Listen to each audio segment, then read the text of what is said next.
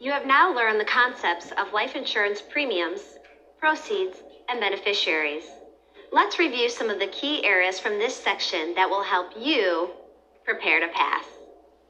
Calculating premiums. Once an insurance company determines that an applicant is insurable, they need to establish an appropriate policy premium. The premium will be used to cover the costs and expenses to keep the policy in force.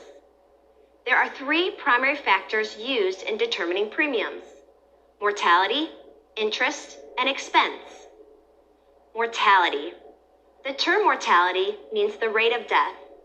Mortality tables help insurance companies predict life expectancy and the probability of death for a given group. Interest. Since premiums are paid before claims are incurred, insurance companies invest the money in an effort to earn interest. This interest is a primary factor in lowering premium rates. Expense. Just like any other business, insurance companies have operating expenses. These expenses are factored into the premium rates. This is also known as the loading charge. Death benefit proceeds. Death benefit proceed, also called settlement options, are the methods used to pay the death benefit to a beneficiary upon the insured's death.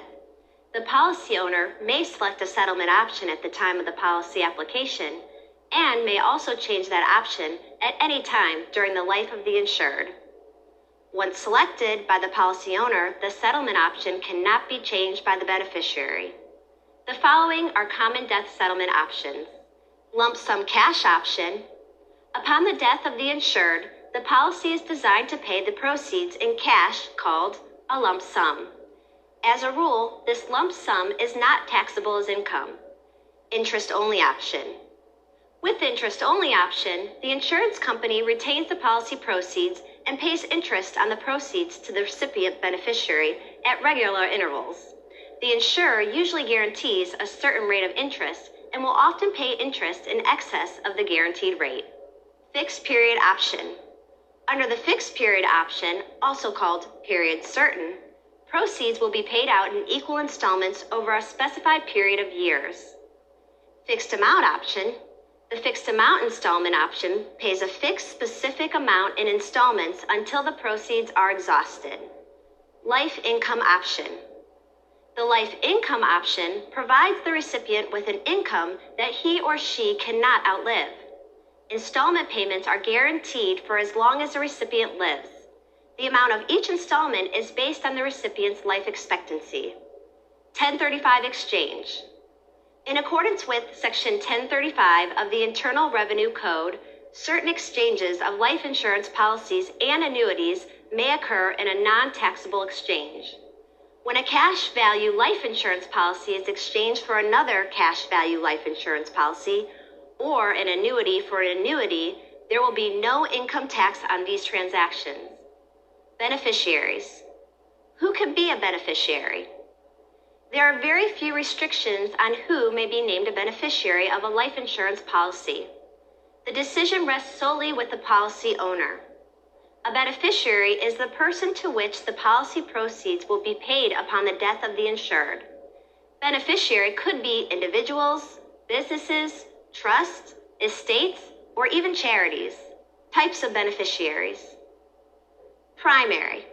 The primary beneficiary has first claim to the policy proceeds following the death of the insured.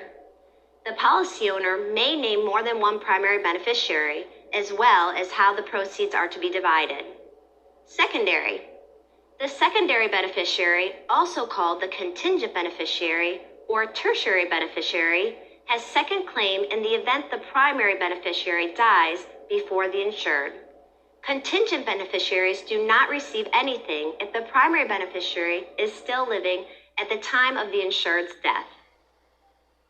Per stirps. Per stirps, which means by the bloodline, distributes benefits of the beneficiary who died before the insured to the beneficiary's heirs. Per capita. Per capita, which means by the head, evenly distributes benefits among the living named beneficiaries. Changing of the beneficiary. Revocable. The policy owner may change a revocable beneficiary at any time and without the knowledge or consent of the beneficiary. Irrevocable. The policy owner may not change the beneficiary without written consent of the beneficiary. The policy owner also cannot borrow against the policy's cash value. Special situations. Uniform Simultaneous Death Act. Under the Uniform Simultaneous Death Act, the law will assume that the primary beneficiary died first in a common disaster. This is done to make sure the contingent beneficiary receives the death benefit proceeds. Spendthrift Trust Clause. The Spendthrift Trust Clause prevents the beneficiary's reckless spending of benefits by requiring that the benefits be paid in fixed installments. Fully understanding the key topics just discussed is essential as you prepare to pass.